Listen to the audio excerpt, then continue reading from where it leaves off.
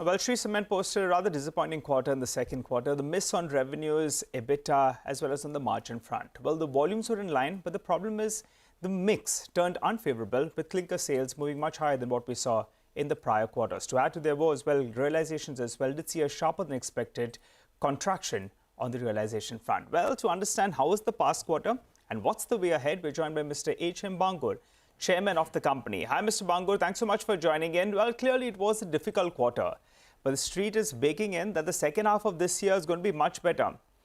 If you could give us a sense on the cost front, first of all, that's clearly spiked up in the past quarter.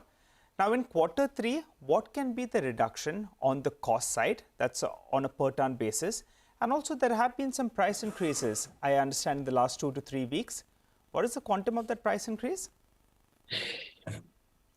In the coming quarter, the third quarter, prices or the cost will come down only a little, not much. Things will start correcting from later quarter. That is January, March quarter.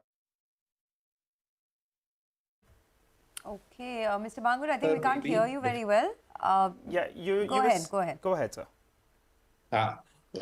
Prices will be increasing when the natural demand will come.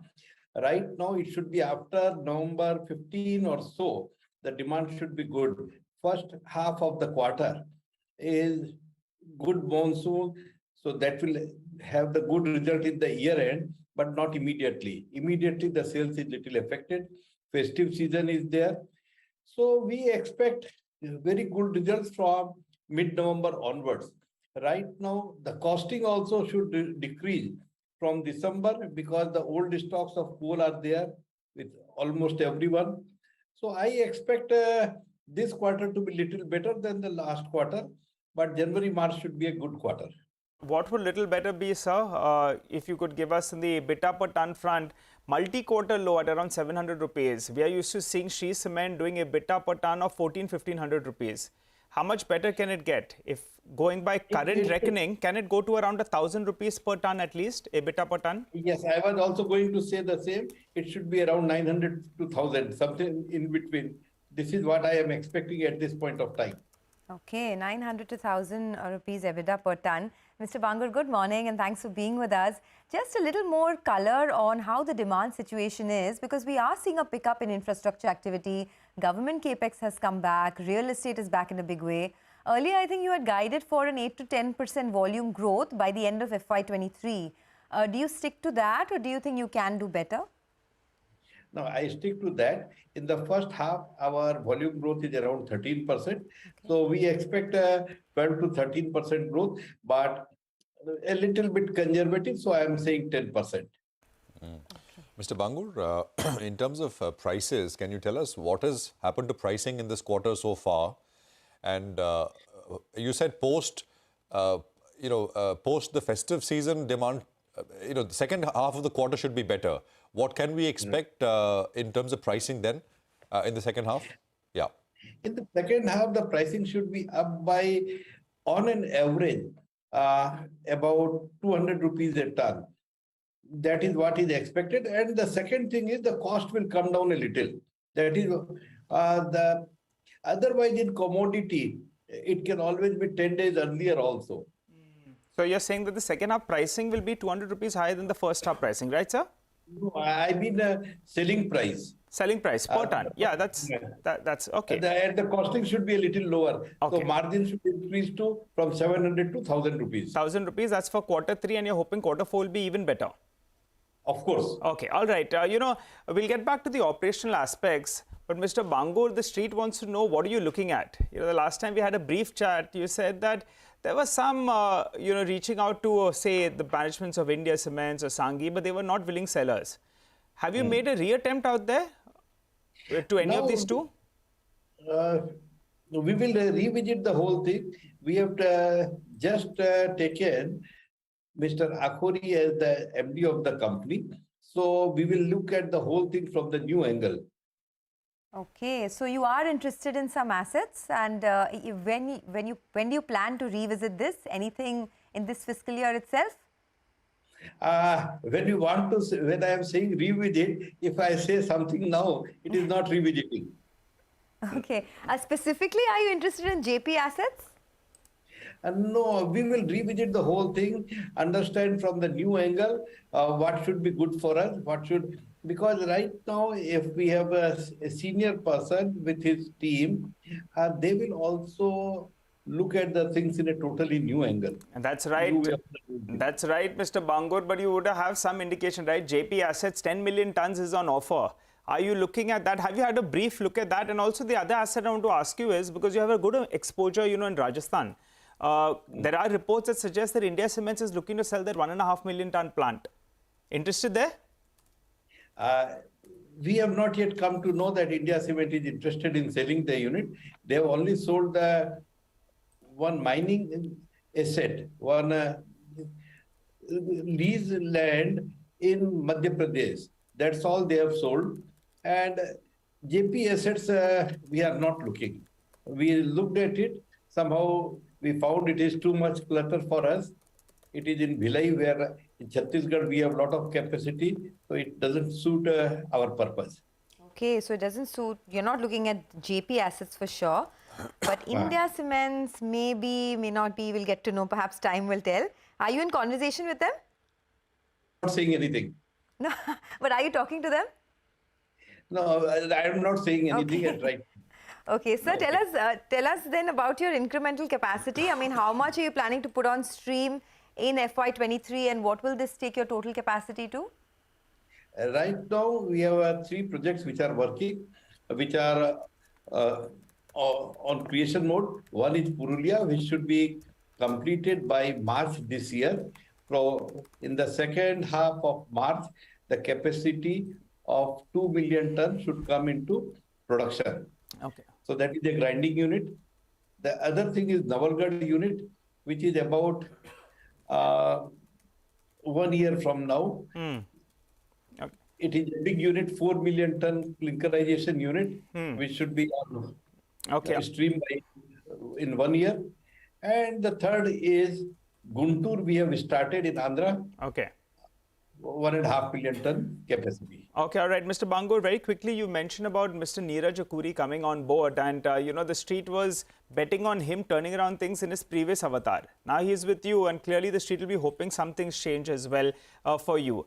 I'm looking at an Axis Capital note and they say that as of now, Shree Cement's, realization is a little lower in comparison to, say, Ultratech as well as Ambuja by around 4% odd. Will you be looking at bridging this gap? Is that one of the factors on your agenda?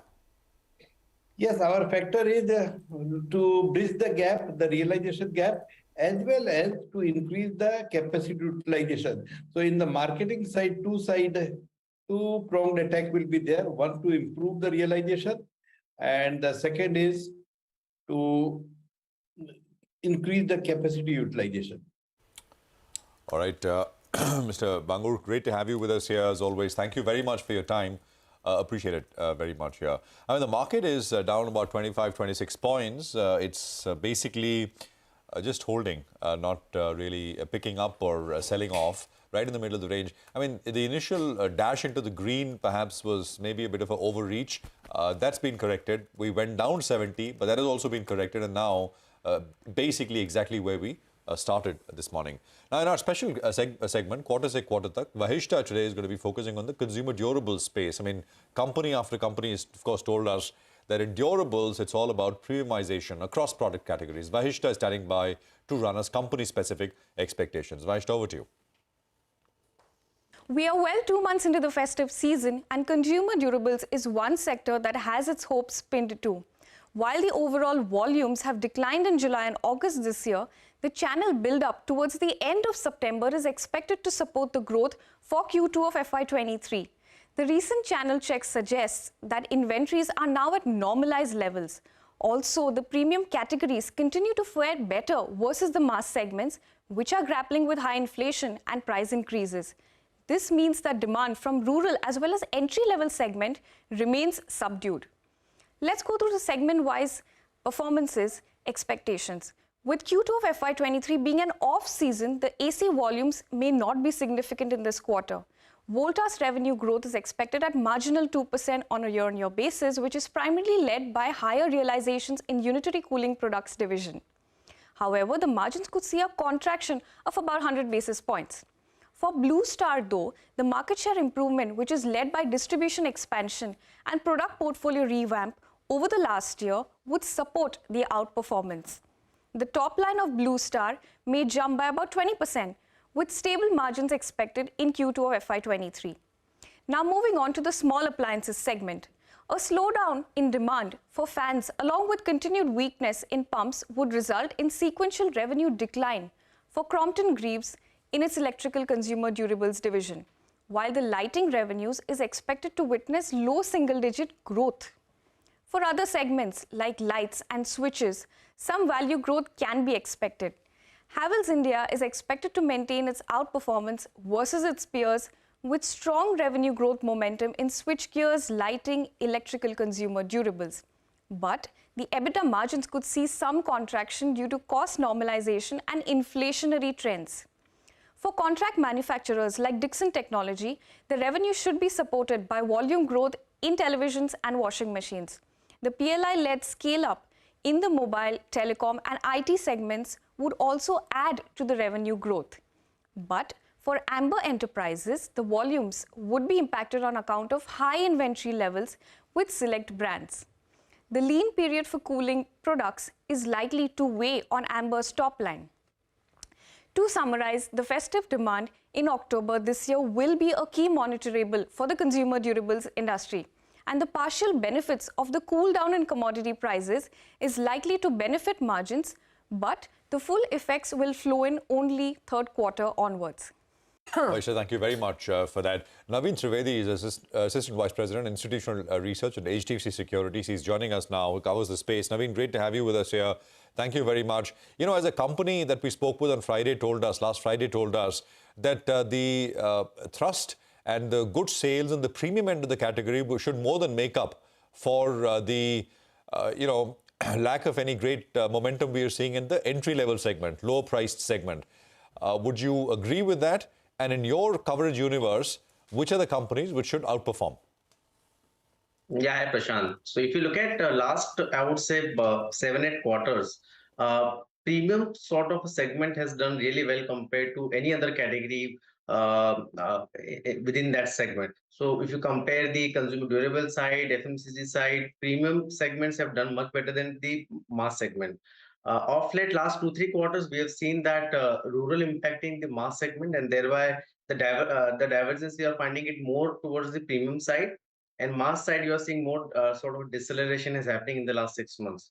So even in FMCG case, you will find that considering rural is under stress since last 6 to 9 months, this trend is visible across within FMCG consumption also. Sure. So if you can just tell us which are the companies that could be the biggest beneficiaries of this premiumization. I'm sure you track all of these names, Blue Star, Voltas.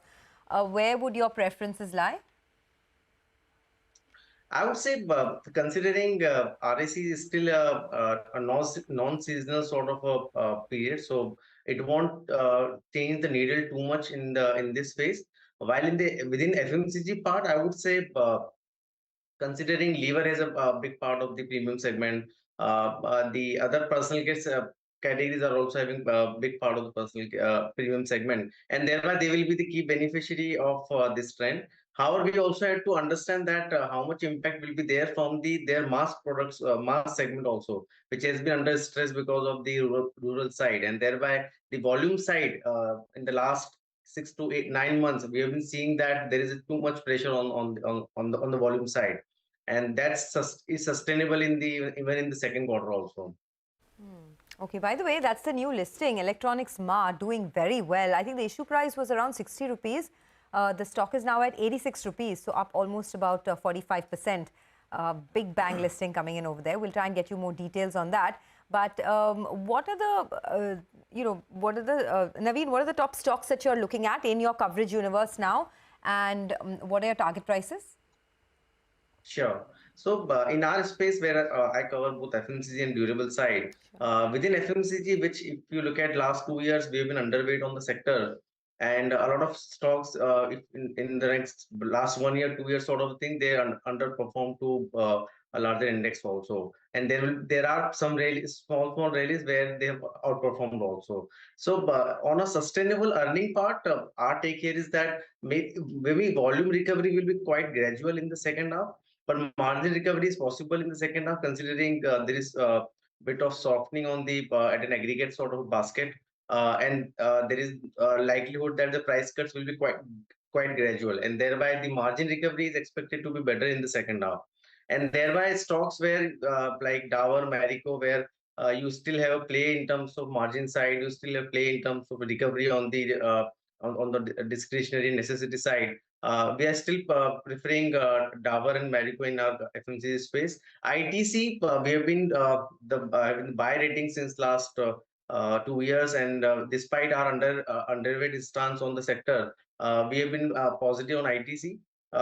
Although like the big rally has already been covered up, but there will more like earnings sort of a trajectory in the second half will decide how it will perform. But by and large, we are in line with the ITC also in our portfolio. Back in the green, 21 points on the Nifty, so we're above 17,200 at the day's highest point, by the way. So this is the second coming in that sense. We had a recovery, a dash into the green earlier, which got sold into sharply. But that was right at the open, and this is the second time it is happening. So let's see if this one has more legs to run. Shrikant Chauhan is with us. Shrikant, good to have you on the show back again. What are your trades and what would you do? I mean, looking at this move, markets refusing to stay lower. How much higher it can go is the question, and how's risk reward looking to you? Yeah, absolutely. I think on Friday when we saw the sell-off in the market, it was, I think, because of the weakness which was expected in the world markets, and because of that we saw some sell-off on Friday. But today, after opening lower again, 17,100, 17,070 acted as very good support. We are seeing rebound. The real strength will come if the market starts sustaining above the mark of 20-day simple moving average, which is around 17,250. So above that only we can expect further more gains. But for the time being, the way there is strength in the bank Nifty and in the broader market, we are of the view that markets are going to cross the levels of 17,250, 260, and we may even see the levels of 17,350 on the higher side. Okay, and how about individual stocks? Anything that you like, since you do believe that the market is going to cross that 17,300, 350 level, as a intraday trade or even as a positional trade, what do you like? Yeah, sorry, I think we should look for BFSI space, because number of stocks are doing well and they are trading above their important averages, which is positive.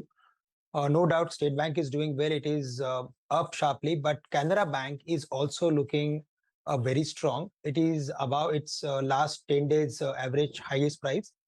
So the next level to watch out for would be 240, 245. It's a buy at current levels with a stop loss at 227. And the other stock which we like is from the healthcare, and that is Max Health, which is around 434, 435. There we are expecting stock to move towards at least 450, 55 in the near term. We can keep stop loss somewhere close to 425. And from the textile space, we like Vardhaman Textile. A number of textile stocks are doing well, TCS, clothing or ABFRL.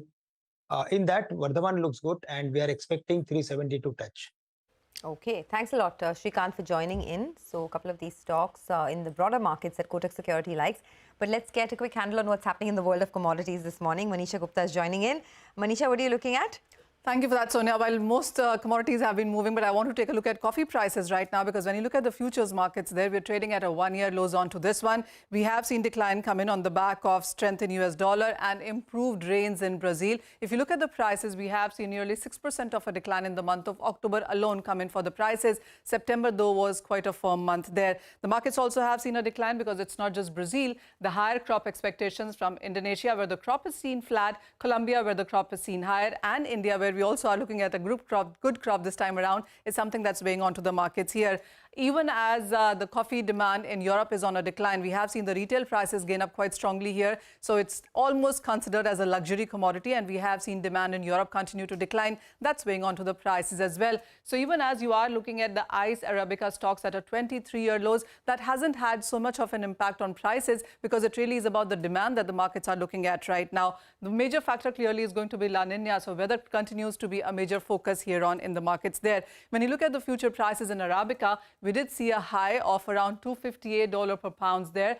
At this point in time, we are trading at the lower point of the year. $196 per pounds is where the prices are right now. But when you look at the retail prices, that haven't come down so much. When you look at the month of September, we've seen the coffee prices in retail market in US gain up by 31% and a 17% of a jump in case of Europe as well. That, of course, is Arabica. That constitutes nearly 75% of the global coffee market. But India really deals in Robusta. 25% of what global markets do, much of that comes in from India as well. And here as well, we are looking at a good crop this time around. And when you look at the prices itself, last year, the retail raw berry prices were 80 rupees per kg. This time around is 106 rupees per kg. So the coffee prices in India and major international markets are expected to be on the higher side. The next chart should show you on where the global consumption numbers really stack up as. So we have seen a constant increase in global consumption numbers there. 1920 clearly was a decline because the global trade was nearly shut. But as you can see, last year was 170 million bags as well. This time around, the expectation is that even if you don't see a growth, we still will be stacking higher than 170 million bags in sense of global coffee demand this time around as well. Wow, Arabica coffee prices in the US up 31%. Now you know why Starbucks charges such expensive, like 300, 400 rupees for coffee, right? The coffee price is just going through the roof. By the way, apparently the new craze is Robusta. Arabica, of course, is the more dominant of the variety, but Robusta apparently is catching on. I mean, all these, I mean, Slay and there are all these new coffee chains, lot of right? new So brands. if I can say something, Arabica is majorly US, Robusta is Europe and Asia. Yeah. Okay. So I think that really is catching up. Okay, that makes me want to have a strong brew. So what we're going to do is we're going to thank Manisha for joining in and talk about the new listing before we head into a break. Mangalam is joining in to tell us how Electronics Mart listed. Look like a good one, Mangalam. It looks like an extremely strong one, and there are a couple of reasons for that. The reason why Electronics Mart is doing extremely well in today's trading session, one, the grey market premium suggested a 40% pop at the open anyway, and that's because of the strong demand that the IPO generated. Almost 172 times almost 72 time oversubscription, with 170 times oversubscription coming in from the institutions itself. We had the HNIs looking at 64 times oversubscription, and retailers also looking at around a 20% oversubscription on that one. It was offered at 22 times FY22 price to earnings, which was a steep discount to its only listed peer Aditya Vision, which was then trading at around 47 times, and at the same time all the other retail stocks as well were trading at a sharp premium. So now some of that is getting corrected. After this 50% up move that we're seeing on the stock, it is trading at around 31, 32 times FY22 earnings. Still a slight discount to Aditya Vision, but then again, it's in step with a lot of the other retail players as well. What does the company do? Is the fourth largest consumer durable and electronic retailer in India after Reliance, Chroma as well as Vijay Sales, and it's got 112 stores for electronics in 36 cities, and it's got a leadership position in South India where 104 stores are located in Andhra Pradesh and Telangana itself. It operates most of its stores majorly under the name of Bajaj Electronics, and it will be using 111 crores of funds for capex, 220 crores for incremental working capital, and 55 crores for debt repayment. The key things to watch out for in this, just the way one would watch out for in all other retail companies, is one, how they expand their footprint, and secondly, what happens to their business with the advent of so much competition both in the offline and more so in the online space. Federal Bank posted an all-round great set of numbers. Return ratios are the best in what? 5-6 years? Loan growth the highest in or fastest in 3 years. Slippage ratio and cost to income lowest in about 3-4 years. But I can go on. It's really a record-setting quarter, and I have with me the author of this perfect set of numbers, Shyam Srinivasan, Managing Director, CEO, Federal Bank. Good morning, Shyam. Thank you very much for your time. Well, the first question is on return ratios. In our last chat, I think I was very unfairly asking you about return ratios, but you have actually walked the talk, performed so well in terms of returns. Just tell us whether this was a perfect set along with your effort, or this, the circumstances were special this time, or you think this record can be maintained this pace of growth of both ROE and ROE? Certainly, this is a new base, and thank you for that, Lata.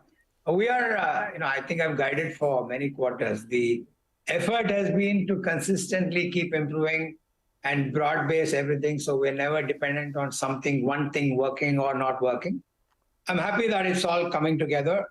And we had guided, if you remember, an exit rate of around 1.5, 1.2 this financial year and a similar improvement the succeeding year. I'm happy we could upfront it and probably therefore improve it in the year ahead or years ahead. But it's driven by a bunch of stuff, a mix of business, the credit quality consistently improving. And we've been very disciplined in our deposit strategy, as you probably are aware. And so all the combination has come together. I'm hoping that this is the new base and we keep working and improving on this. So it's not like it just didn't happen yesterday morning. It's been long years of effort, and I'm hoping it'll continue so. Okay. Yes, I guess it's a mix of both that's leading domestic effort as well as the economy now having cleaned out balance sheets of corporates also being so much cleaner than before. Let me come to that. You gave a number of reasons why the returns have improved. So let me start first with advances. A very good number of 20%. Is that maintainable? Yeah, we think high teens, closer to 20 is what we have been talking about. The last 2 quarters run rates have been indicative. This quarter in particular across the businesses, and I think I've mentioned on a few occasions that a lot of factors are advantage banks, and banks like us who have a good credit portfolio and are well funded, I think have a larger opportunity to accelerate into growth. There are new business that we started sort of just before COVID. We'd gone slow on that. We've now happily sort of stepping up on those. And those are businesses that we don't have much of a denominator. So I think every growth there counts. Cards, personal loans, commercial vehicles, microfinance are all beginning to sort of contribute. So I think our high teens growth is very possible, and we will be able to sort of deliver that and keep improving on that. Okay. There was only one line in that advances growth that was kind of special. Corporate loan growth. That's grown year on year 20%, 20.7 to be precise, and quarter on quarter 7.2. Now, until recently, corporates were something people were afraid to touch. Every banker was flaunting how retail they have gotten. Now, you've gone ahead in the corporate line.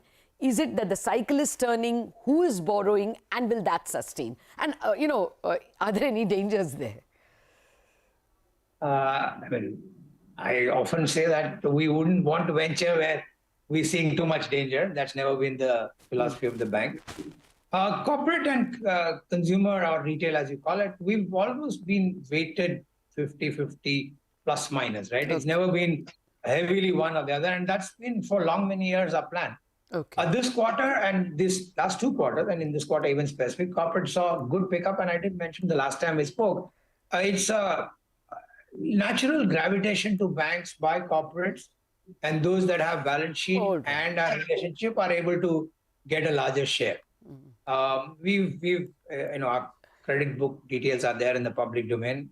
We don't lend to segments or sectors that are riskier and or our ratings are not good. So it's heavily weighted towards the better segments. I'm happy to trade off pricing for quality and ensure that we have a full-fledged relationship. I think we should not see corporate growth just as the credit growth. If you look at the other income that we've grown from these corporates, yes, we're getting more entrenched in these clients. So we no longer are just a peripheral lender. We are a reasonably meaningful lender. We have a range of offerings on the corporate side too, which are beyond just working capital or term loan. We're able to do their FX, we're able to do their supplier, we're able to do their vendor financing, we're able to do buy account. And I think that's giving us traction. That's on the back of that is why we often guide for the kind of growth we are promising or we want to be putting together. And it's all, like I said, coming together. I never want to speak ahead of myself, but yeah, it's coming together. No, I agree with you. Actually, what I should have said is that the fee income also has grown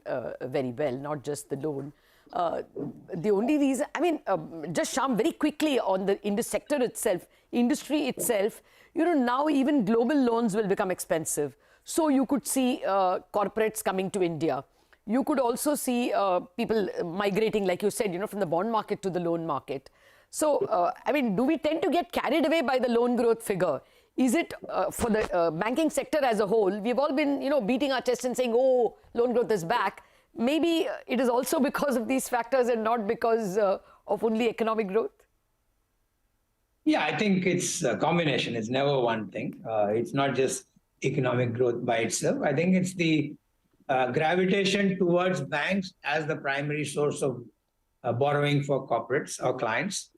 And banks are fulfilling that. And those banks that have balance sheet, those banks that have less of a credit problem, those banks that are not too distracted, have distribution, are, I think, gaining share, which is evident in our case. I mean, our corporate and wholesale bank teams. Sure. And I say corporate, I also mean commercial banking, right? Because it's only a continuum, where you draw the line. Okay. Both are doing well. And it's heavily RM and relationship and product offering led. Okay. Well, let me quickly get in. I'm being warned. So the more important question for you is, can you get these kinds of margins repeated? Do you have enough spare SLR or extra CRR? Or do you think this competition for deposits is going to plateau your margins? The increase sequentially of 10 basis points is obviously the playthrough of the sort of repo transmission. Yeah. What we've been guiding, as you may recall, the full year NIMs were supposed to be something in the mid 325 or so. We're now reasonably confident that will trend up, maybe more to 330, which essentially means that the third and fourth quarter are here or even better. Oh, okay. Because 322 was the start for the financial year. Okay. So, if you have a 330 or 327, 328 as the full year, the remaining half will be a little better. And that'll be the base. Okay. Yeah, there is a sort of hot fight for deposits, but we are a little advantaged on deposits front, and not to say it's easy. Largely granular, largely retail. Okay. And the remittance business is doing remarkably well. Okay. And ultimately, it'll translate to deposits. So I think the blend, our fintech relationships are good. We've opened 37 branches this FY. So those are all happiness. Oh, yes. Actually, good. I'll end with the fintech question, though I'll take a rain check from you to invite you specifically for the banks and fintech relationship. The way RBI is moving, it doesn't look like it is giving the fintechs much space. If they open deposits, everybody should know it's a federal deposit and it is not a slice deposit. And the fintech can't even keep the data. So, how is this evolving? Will you all be going fintech all on yourself, or will you still rely on others? Are the fintechs even willing to give you that much help anymore? Yeah, like you said, this deserves a full conversation. Yeah. But let me just point out, on all our conversations, I've always said we see fintech as a great collaboration. We've never seen that as a competition. No, but are they willing, sir? Shyam, my point is they don't seem to be getting anything. Yeah. Let me close out. Let me add. That's probably why we are a little more coveted bank partner for our fintech partners. We have played equal. We think that's a good formula. They have digital and distribution. We have platform. So if the economics work for both, I don't see any reason why either of us should chicken out. And we think we've got that formula going, and all our fintech partnerships are doing well. Yeah, there is always going to be some recalibration, but you never saw us back out because some of the new regulations didn't require us to stop anything. Okay. So our model has worked, and we believe that, and I do think it's a fairly sustainable model. And yeah, there are some outliers will always be there, which we'll have to clip out, but the core is working well. Okay, good to hear that, and I will take that rain check, and we will speak about the evolving relation of fintechs and banks' own expenditure on technology at a later date. Thank you very much, Shyam. A very happy Diwali, and it looks like the next Samvat is going to be great for Federal Bank. Thank you for joining us. Thank you so much. We are winding up on Bazaar on the note that the markets have come back with a vengeance. HDFC Bank saw an initial profit taking, but it is leading the way up with Kotak Mahindra Bank as a close second. A good day for the bulls, you will have to say, at least a good morning. We'll wrap up on Bazaar. Chartbusters up next.